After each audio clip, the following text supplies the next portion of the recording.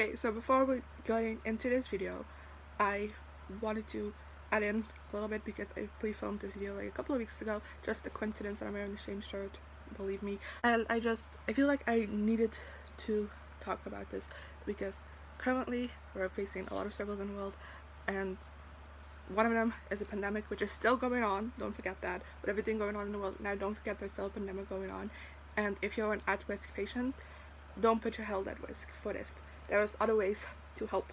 That being said, is with this whole Black Lives Matter movement and the police brutality thing, it isn't, we're not capable of staying silent. It's not the right decision to make, because if we remain silent, this is just gonna keep happening, and that's not the goal. We want to stop this.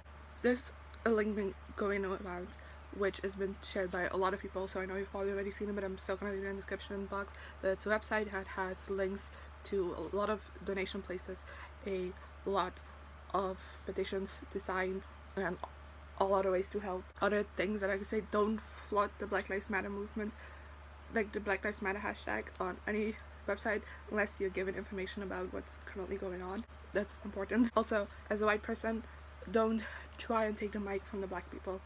That's not our job. We need to uplift them. I just make this analogy of like, turn up the mic and listen. That's the best thing you can do. Don't try and take it. And another way you can help, if you don't have money, if you've signed every petition, if you can go out and protest because of the health crisis going on right now, or just because it isn't anywhere close to you, the thing you can do is inform yourself and the people around you, and correct people who make racist remarks. Inform them about what's going on. When I see people around you being racist or ignorant, inform them. It's kind of the only thing you can do, sadly enough, and hope it gets through to them. Stand up for the black people in your life. If you see them being attacked, stand up for them, help them. Just don't stand by and do nothing, because that's being accomplice to the problem. I don't really know what else to say. There's a link in the description again if you want to sign petitions, if you want to donate, if you want to find other ways to help. Just click that link in case you haven't come across it from a miracle. And yeah, let's just continue on with the video. Hey guys, it's me, and today I'm here with my June kind of TBR. This is gonna be a more casual, like simple video, because I just been in a weird reading mood.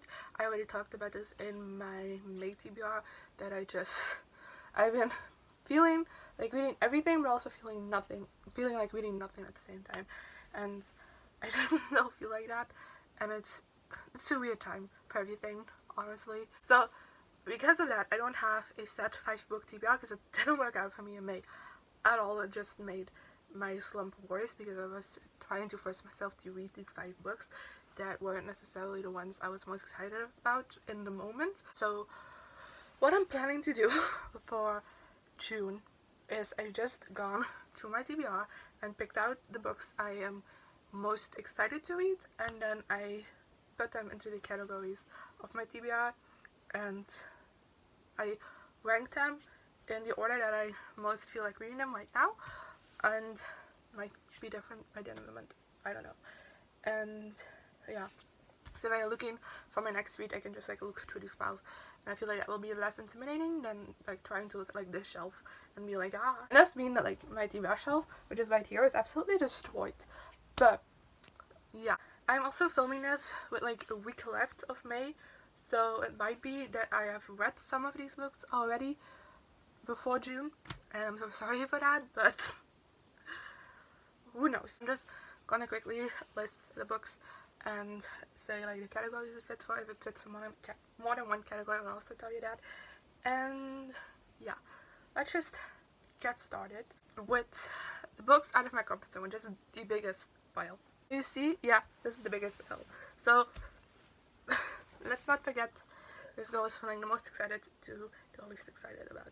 So yeah, first one I have is Final Empire by Brandon Sanderson. Then I have Pride and Prejudice by Jane Austen, Animal Farm by George Orwell, Frankenstein by Mary Shelley. Now we have The Hobbit by J.R.R. Tolkien. And we have A Darker Shade of Magic by V. Schwab, Spinning the Silver by Naomi Novik, The Last Magician by Lisa Maxwell. We have The Fifth Season by N.K. Jemisin, which was on my April TBR that I didn't get around to. Then we have 1984 by George Orwell, Handmaid's Tale by Margaret Atwood, His Majesty's Dragon by Naomi Novak, Queens of Innis Lear by Tessa Gratton. Then we have Ninth House by Leigh Bardugo, which was on my January TBR, but I didn't get around to it, and yeah.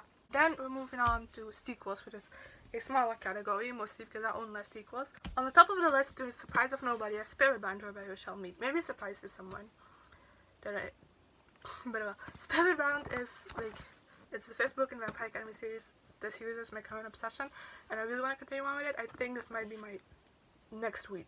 Then we have The Blood of Olympus by Rick Riordan, which I was excited to finish because it's the last book in the Heroes of Olympus series, and I was really excited to finish it. And then the TV show, or the Percy Jackson series, got announced, and then I got even more excited about it, but I still haven't picked it up, even though it was on my TBR. So The Iron Knight by Julie Kagawa, which again was on my TBR for May, and I really wanted to get around to finishing this, but it was a weird month, man, and I still really want to finish the series out.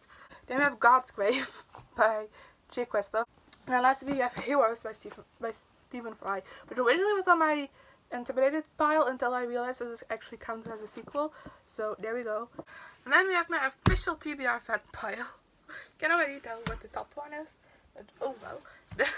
I have From Tinkle with Love by Sandra Manon, History's All You Left Me by Adam Silvera, On the Cover by Angie Thomas, Crazy Rich Agents by Kevin Kwan, Still Dead by Jennifer Armentrout, The Cool Prince by Holly Black, Iron Trial by Cassandra Clare and Holly Black, and we have Talon by Julie Kagawa, which was on my May TBR, but I didn't really get to it.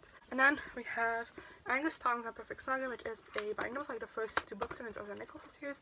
This is by Louise Renison. Now lastly we have The Disasters by PC Cast and Kirsten Cast. And then lastly I have a small stack of books that didn't fit into any categories. They're not intimidating, they're not sequels, they are not old enough to be TBR vets, they're not new enough to be a new book. Some of them are even rereads, so they don't even count in any of those categories. So yeah. First we have An Ember in the Ashes by Sabaa Tahir. I've been meaning to reread the first and the second book to be able to get to the third one, but I am stuck in 2 other series rereads right now, so I haven't gotten around to this yet, but I really want to. Then we have King of Scars by Leigh Bardugo. Then we have The Merciful Crows by Margaret Owen. And then we have Glass Sword by Victoria Aveyard.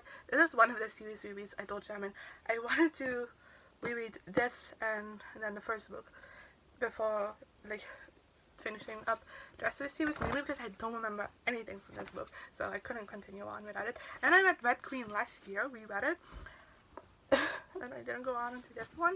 And then we have Alice's Adventures in Wonderland by Lewis Carroll. I just want to reread because I feel like I have a better idea of how to read classics now. And we have Field Notes on Love by Jennifer E. Smith. Those are all the books that are currently like on my consideration pile that I'm like most excited to read out of all of my TBR. So let me know in the comment section down below if you've read any of these books, which ones I need to prioritize, that you're like, oh my god, that one is so good, you need to read it like right now. Let me know. And also if you have some books in here that you're like, oh my god, that was so bad, don't read it, let me know that too. Bye. No, that's not my outro. I guess I'll see you guys next time. Here I am again, the same old situation. Why does the God thing have to be so